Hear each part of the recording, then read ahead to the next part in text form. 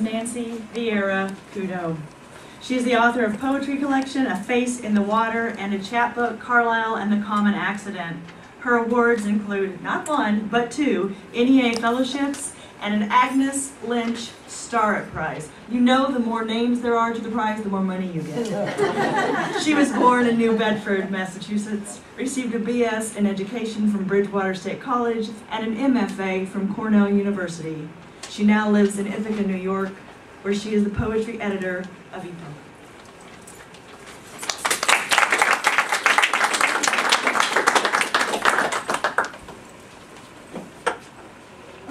Okay. I'm going to start with, am I close enough to the microphone or too close?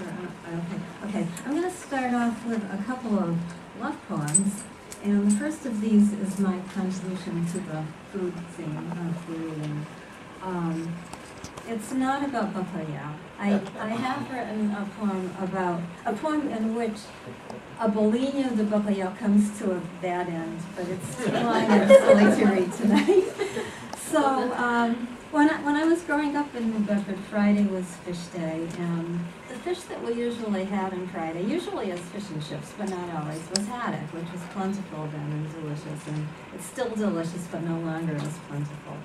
The poem is called Broiled Haddock, and the epigraph, and they gave him a piece of a broiled fish, and he took it and did eat before them, from St. Luke.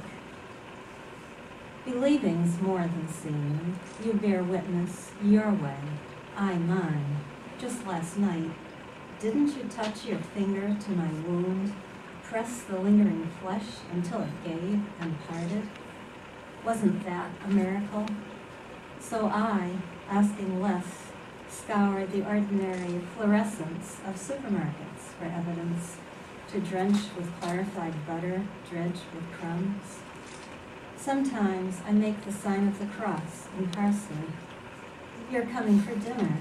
Doesn't my kitchen table shine like an altar? Linen, lace, and candlesticks, bread on a salver, white wine, artichokes, broiled haddock. These are my offerings. Take, eat. That will be your testimony. And another love poem. The epigraph, they both have epigraphs. The epigraph is from Leonard Cohen's wonderful song, Sisters of Mercy. They touched both my eyes, and I touched the dew on their hem. Loosely. The bed accepts us, rustling like a glazed sheet of butcher's paper, a melange of language and moist parts. We wrap ourselves up, the only way we know, loosely. It's hard to nourish in a world where all the world starves.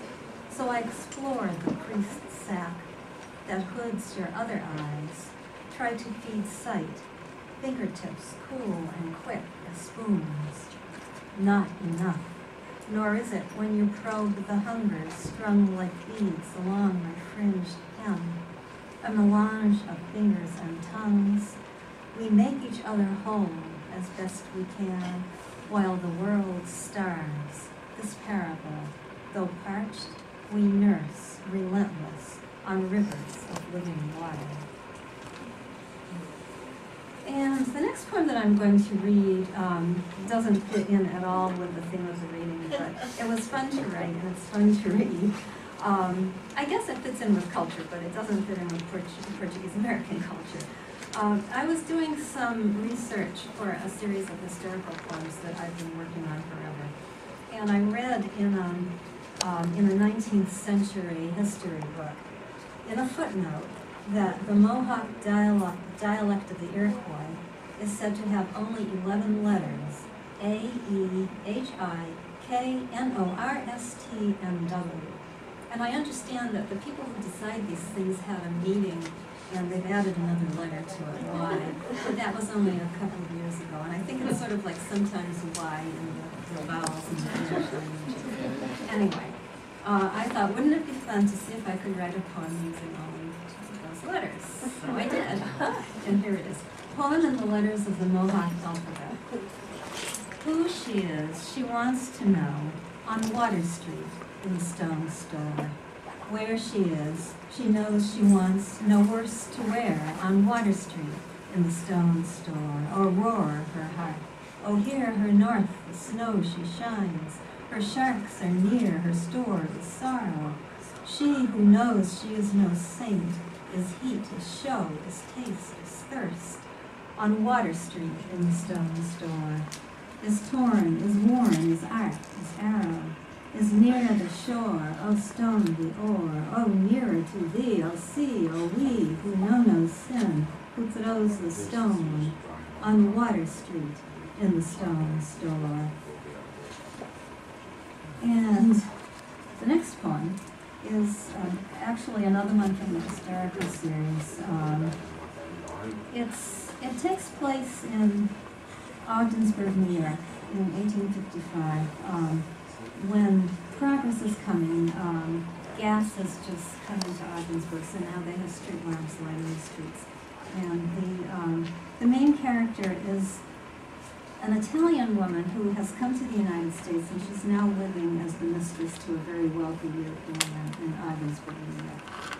And I think it was the Ogdensburg link, since I live in New York State now, that attracted me to her story. There's a whole lot more to say about her, but I'll just read the poem. Okay. She wants it back. Ogdensburg, 1855.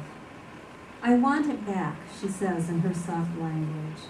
Her language of soft leather, of tanner and tooler. Her language of the crush of workshops surrounding Ognissanti, surrounding Santa Croce.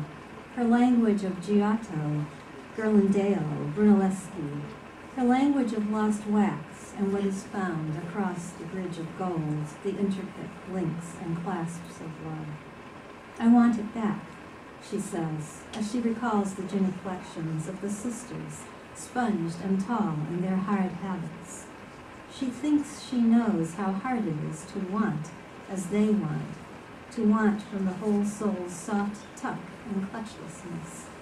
She would clothe her soul in smocked batiste and lay it down on linen, except she sees that netted reticule convulsing in the tilt of the glass.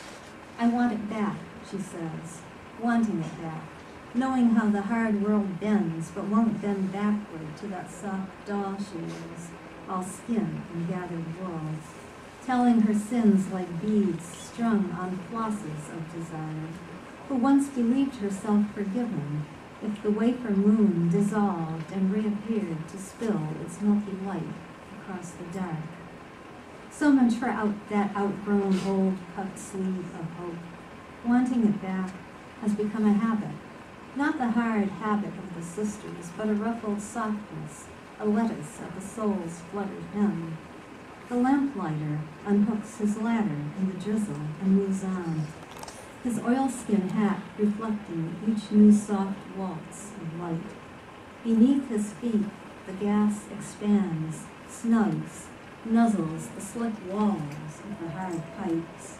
It has become a habit, and now she knows the world is close and small and hungry.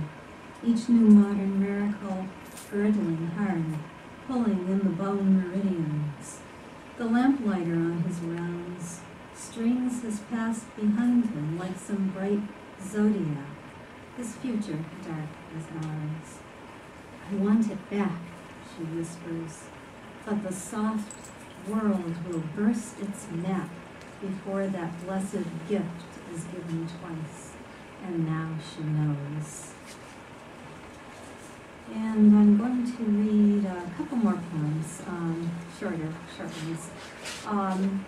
This next one, I guess you can say, is about family. It's about a group of actually widows and widowers and who find themselves thrust into a social life after they've lost their spouses. And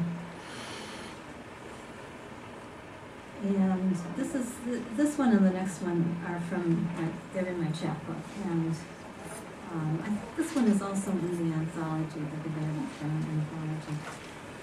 They double up around the absence of campfires and sing old songs. They sing, "Oh, bury me not," and where the campfire isn't, pulls them in, as if that empty center were a sun, and they were planets held in orbit by its force.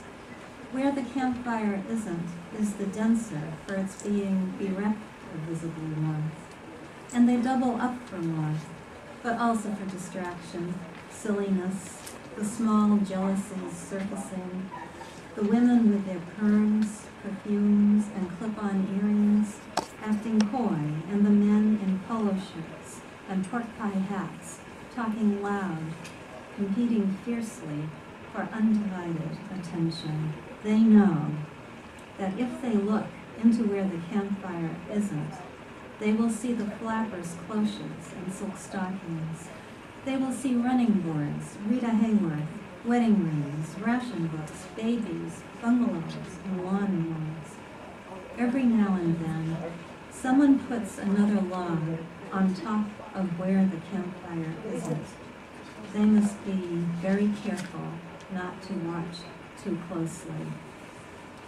And the last one, also from the chapbook, I talk about placards in two languages, and the two languages are Portuguese and English, which would sometimes appear on signs. There would be the sign in English and the translation in Portuguese. And particularly in the hospital, in St. Luke's Hospital, I don't know if they're still doing that, but there were signs in the various rooms in both languages. And when my parents were sick, I spent a lot of time in St. Luke's Hospital looking at signs. Okay. Beyond modernity, we are warned by placards in two languages that say the same thing differently. In the yellow wood, where two roads diverge, we choose both, not from arrogance, but from indecisiveness, which, like riding two horses at one time, requires long legs, strong thighs, and careless good nature.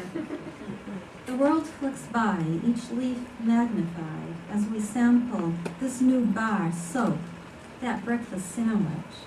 Placards in two languages praise soft drinks and party politics. The world flicks by, and bites of speech elude their diagrams to hover in the yellow wood. It is late, and soon the world will be different. Thank you.